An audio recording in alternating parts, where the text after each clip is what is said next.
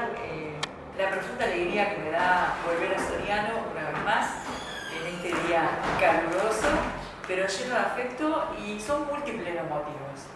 Por un lado, estar con la departamental del Frente Amplio, con la militancia, con parte de la militancia, con la presidenta de la departamental, con los candidatos a intendente por el Frente Amplio y a intendenta para Soriano, hacer una reunión política de militancia, muy contenta de participar en esto.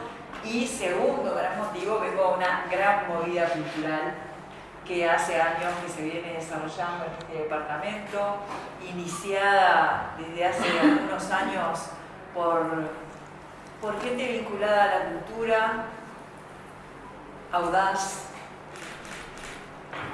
y muy humana, y que tuvo confianza en lo mejor del ser humano.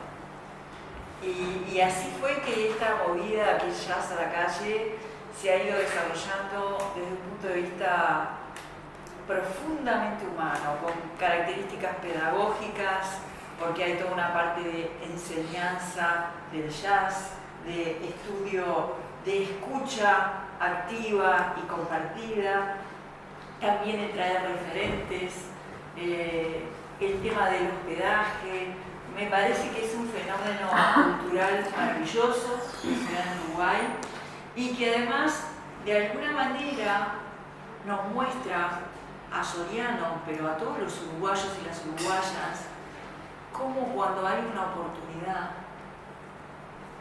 cómo la gente, los jóvenes, las jóvenes se abrazan a esa oportunidad, y nos muestra también el potencial artístico enorme que tiene el Uruguay. He aprendido como presidenta de Antel, como ministra, como intendenta de Montevideo, la enorme capacidad cultural que hay en el Uruguay. En el Uruguay uno patea una baldosa y sale músico, es una maravilla, pero eso es una maravilla porque es una gran oportunidad para los jóvenes. A veces decimos, los jóvenes que no encuentran el camino, la música es un gran camino, la cultura es un gran camino. Entonces, que haya esta movida, para mí tengo mucha expectativa, estoy segura que voy a pasar muy bien, y vengo invitada por Fernando a pasar una noche de jazz hoy con ustedes. Señora vicepresidenta, en lo que se refiere, por ejemplo, a la integración del nuevo gabinete, ayer lo decía el presidente electo, que va a haber muchos que van a quedar incluso dentro de diferentes grupos de trabajo, incluso que muchos jefes de policía de los que hay en todos los 19 departamentos pueden ser que queden. ¿Qué opina usted al respecto? Creo que son un par de preguntas juntas las que me estás haciendo. En la última reunión de Consejo de Ministros que tuvimos, por llamarle Consejo de Ministros, porque todavía no lo es, porque no seguimos todavía sobre el final de diciembre, conversamos todos de manera muy sistemática, ordenada e insistente sobre la necesidad y la voluntad de todos los que estábamos ahí de coordinar mucho, de coordinar en los territorios, de tomar temas en común. Hay muy pocos temas que los pueda resolver un solo ministerio, como siempre hemos dicho. Hay temas que tienen que ver con el turismo, que necesitan la intervención de transporte, de ambiente, seguramente de salud, de educación, de cultura, por decir algo. Los temas que tienen que ver con algunos aspectos de la seguridad necesitan el trabajo conjunto seguramente de educación, de vivienda, de cultura, puedo seguir, ¿verdad? Entonces, ese afán de trabajo en equipo está puesto desde el momento cero o antes de cero, porque eso también está plasmado en nuestro programa de gobierno, que es el programa del Frente Amplio. Después, con respecto a la gente que trabaja en los ministerios y las distintas dependencias, yo creo que nuestro gobierno no tiene el afán, pero ni cercano al afán de perseguir a nadie. Al contrario, a mí me ha tocado tener experiencias de gestión como ministra, como intendenta, como presidenta de Antel. Nunca le pregunté a ningún funcionario a quién había votado, Y ese es el tono que tenemos en este momento. A nosotros nos interesa que el país funcione, que la gente viva mejor, que haya trabajo, que se resuelvan los temas graves del Uruguay. Y entonces no le vamos a estar preguntando a ningún funcionario a quién votó. Es eso. Correcto. ¿Está conforme con la integración del futuro gabinete? Sí, yo creo que es un gran equipo que va a asumir el 1 de marzo, porque a veces siento que nos están hablando como si ya fuéramos gobierno. Tenemos muchas ganas de todos empezar a trabajar. Creo que es un conjunto de personas que se sienten un equipo. Tenemos enormes desafíos, y yo creo que un gran ánimo de trabajar con la gente y de no separarnos nunca de la realidad. Mi compromiso personal es no separarme ni un centímetro de la realidad de todo el Uruguay. ¿Qué piensa de la información que se está dando por parte del gobierno saliente? Porque han existido algunos intercambios allí y alguna situación de reclamo de más información y de algunas medidas que ha tomado el gobierno saliente que ha sido motivo un poco de polémica. Sí, yo creo que los temas de intercambio de información han ido evolucionando. Me parece que es algo para el Uruguay, para la democracia del Uruguay, y espero que sigan evolucionando. El gobierno actual, el gobierno hasta el último día de febrero, sin lugar a dudas, es de uso que en los últimos meses no haya innovación. Eso es de uso. No tengo nada más que agregar. ¿Está conforme con de acuerdo a la información que tiene, con la información que se ha ido entregando en términos materiales? Creo que se ha ido avanzando. Y bueno, y si no se puede avanzar mucho más, a partir del 1 de marzo vamos a asumir el gobierno y ahí dispondremos de toda la información. ¿Va a convencer a María Inés María para que se candidata al PDR? Yo no convenzo a nadie. Yo creo que Montevideo es muy importante. Es muy importante para todo el Uruguay, es la capital del Uruguay. Montevideo no solo de los montevideanos, es de todas y todos los uruguayos. Y creo que en estos 35 años de gestión frente amplista, Montevideo ha tenido cambios ejemplares. Por ejemplo, el saneamiento es un problema en el interior del Uruguay. Y es un problema grave.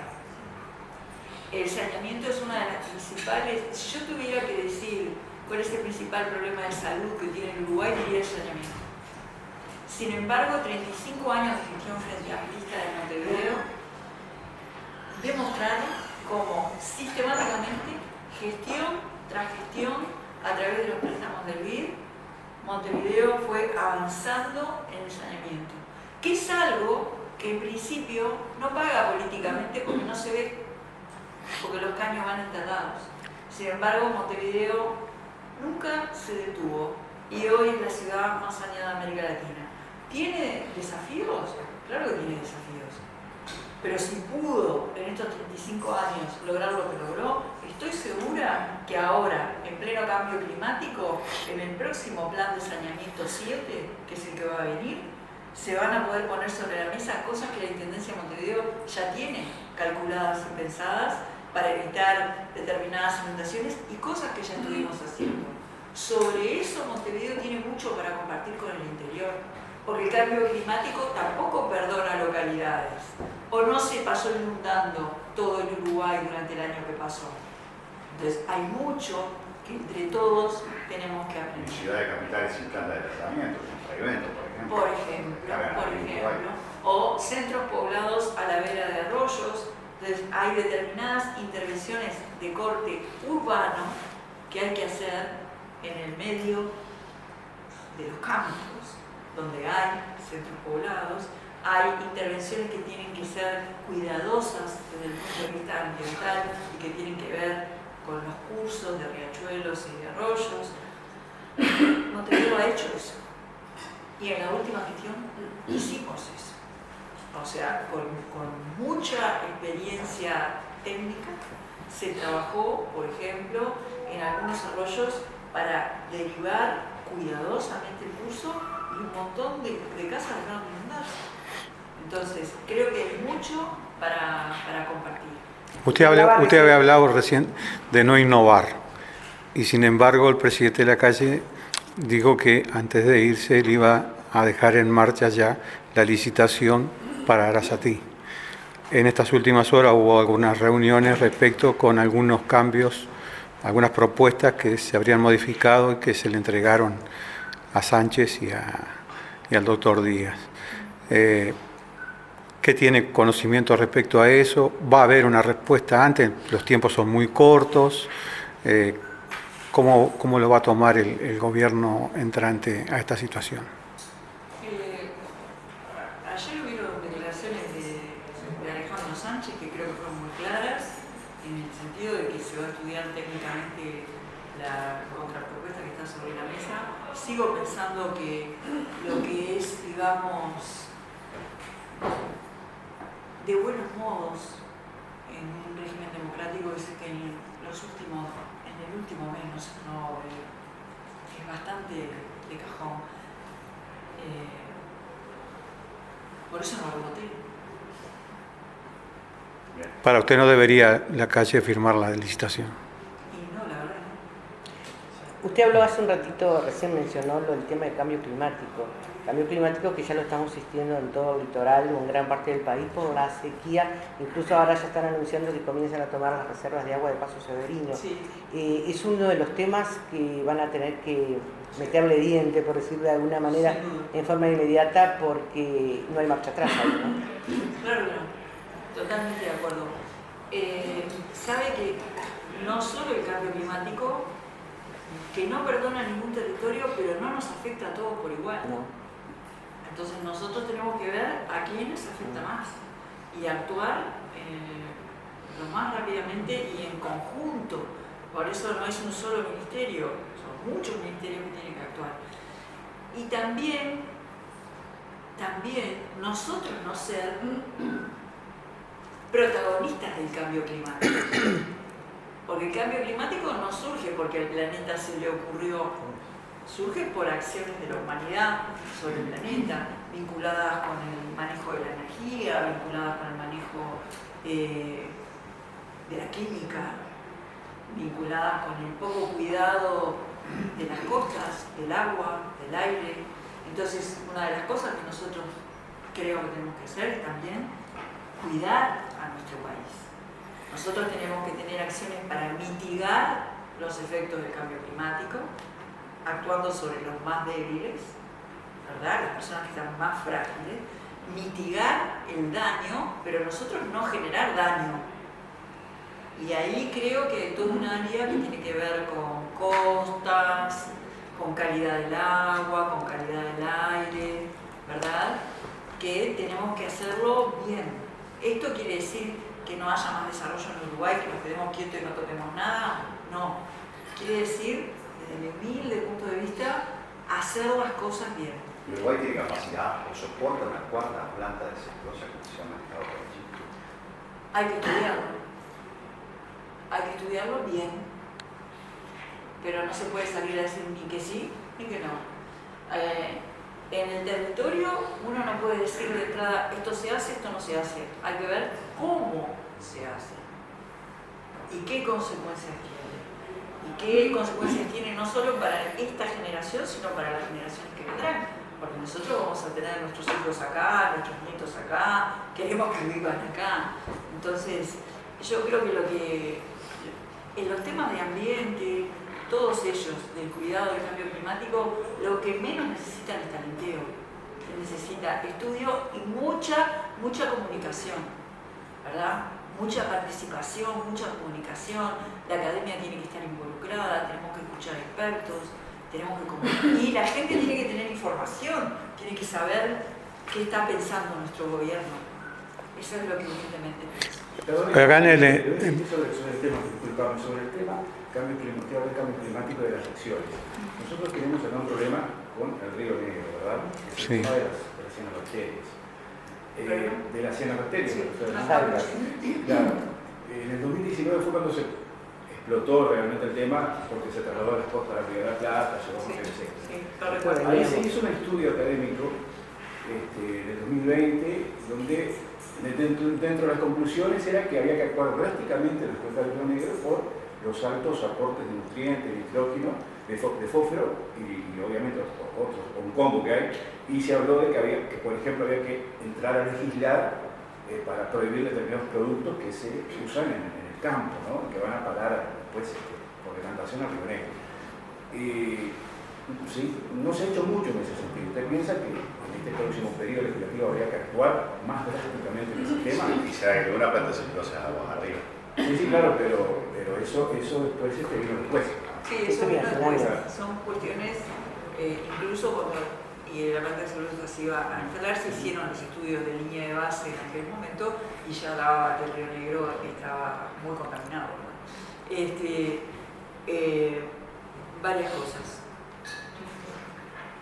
El segundo gobierno de Tabaré Vázquez dejó pronto un sistema de monitoreo y control de, ¿cómo se llama?, de la fumigación, de registro obligatorio, que es como los sistemas de monitoreo y control tienen que tener registro obligatorio, porque si no, ¿qué van a monitorear y controlar? Y este gobierno lo declaró voluntario. Mi humilde opinión es que ese registro tiene que ser obligatorio. ¿Por qué? Porque necesitamos contar con la información de qué es lo que está pasando en cada uno de los lugares. La primera cosa es contar con información, registrar, monitorear. La segunda cosa es cumplir con las leyes que ya existen. Ya existe normativa que limita digamos, ¿cómo se dice? Tengo temor de expresarlo mal. El uso y abuso de la rutina. Limita el uso en términos de longitud, de distancia a la costa de los agroquímicos. Se tiene que cumplir. Capaz que en el siglo XIX se precisaba un ejército de inspectores para cumplir eso. En el siglo XXI, drones mediante, lo que se precisa es una cantidad de funcionarios muy bien calificados para poder monitorear eso. Internet de las cosas, sensores, comunicación satelital, eso incluso tendría el beneficio de generar otros tipos de empleo, tener un conocimiento mucho más próximo, incluso conocimiento de cuestiones que podrían beneficiar a los propietarios de esos cambios, porque esos sensores pueden sensar muchas cosas también y pueden anticiparse a determinadas cosas. O sea, creo que cumpliendo la normativa actual en el siglo XXI se abre una gran oportunidad de aplicar tecnología, generar nuevos trabajos y darle insumos de conocimiento a los propietarios de los terrenos, incluso para que lo exploten mejor. Entonces, primero tenemos un gran paquete. Antes de ponernos a prohibir, tenemos que saber qué es lo que realmente pasa. Pero en la comunidad, en Europa, por ejemplo, hay productos prohibidos que acá se siguen utilizando. Y hay También, proyectos de ley en el Parlamento yo no me niego que algunos legisladores del Frente Amplio apoyaron inicialmente y después no lo... Yo digo que esa es una medida extrema. No ni la apruebo ni la descarto. Digo que antes de llegar a eso necesitamos conocer y actuar sobre una cantidad de cosas que no necesitan ley porque ya hay. Lo que hay que hacer es cumplir la ley. Y cumpliendo la normativa podemos implementar sistemas razonables. Estamos hablando de cuestiones razonables, ¿verdad? Con un gran retorno de la inversión que le permitan, no al gobierno, a toda la población, saber el estado. Por ejemplo, nosotros habíamos hecho un trabajo cuando en las internas hicimos el Plan País. Existen algunas sondas para monitorear la calidad del agua en el Uruguay en este momento. Nosotros habíamos calculado en ese momento que introduciendo 9 sondas más podíamos cubrir todas las cuencas del Uruguay. Y esa información debía ser pública. ¿Para qué? para que toda la población, porque cuidar una cuenca requiere que todos la cuidemos. No solo los propietarios de los terrenos que instalan agroquímicos, todos los ciudadanos tenemos una acción que puede ser en contra o no. Entonces, por eso la información tiene que ser pública. Entonces, hay mucho por hacer, y estoy hablando de 9 sondas, ¿no? O digamos, es una cosa razonable. ¿Y no llegamos tarde? Al ambiente se llega tarde si no se llega nunca. Hay que llegar ahora. ¿Puedo hacer una pregunta A ver, el candidato del gobierno, el candidato oficialista durante toda la campaña electoral, habló de realizar, usted tocó el tema del saneamiento, y varios, los que estamos acá, escuchamos la propuesta de 60 localidades se le iba del interior por el tema de saneamiento. Plantas de tratamiento que, como en el caso de Mercedes, él mismo decía, es la única capital departamental que no tiene. Daniel estaba diciendo que Frei Bento tampoco. Dolores era la otra ciudad que también iba a ser contemplada. Hasta el momento, a pesar de que se decía que mucho antes iba a empezar, nosotros no tenemos conocimiento de que en algún lugar de la zona se haya empezado con eso. ¿Usted tiene conocimiento de que si se ha avanzado en algo en ese aspecto? ¿Ustedes van a continuar esa política que se presentó porque se hacía con un préstamo internacional, de acuerdo a todo lo que preguntamos en conferencias de prensa? En su momento se hablaba de un préstamo de 300 millones de dólares, si mal no recuerdo. Se manejaron varias cifras en su momento. Yo no sé si el equipo correspondiente nuestro tiene ya toda la información, no lo sé.